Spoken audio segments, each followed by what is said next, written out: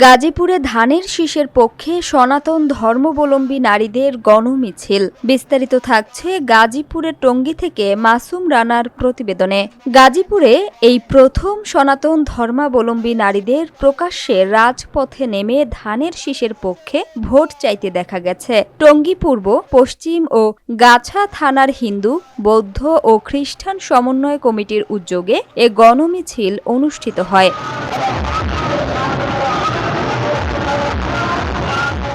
সোমবার বিকালে টঙ্গীর আশরাফ সেতু এলাকা থেকে গণমিছিলটি শুরু হয়ে ঢাকা-ময়মনসিংহ মহাসড়ক প্রদক্ষিণ করে পুনরায় আশরাফ সেতু মার্কেট এলাকায় এসে শেষ হয়।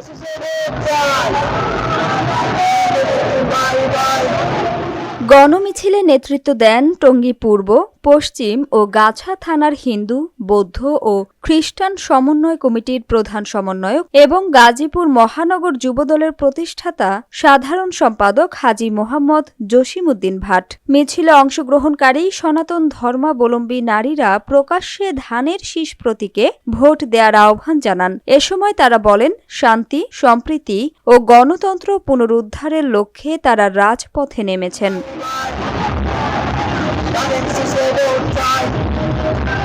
গণমিছিল চলাকালে ধানের শীষের পক্ষে বিভিন্ন স্লোগান দেয়া হয়। এতে বিভিন্ন শ্রেণী পেশার নেতাকর্মী ও সমর্থকরা অংশগ্রহণ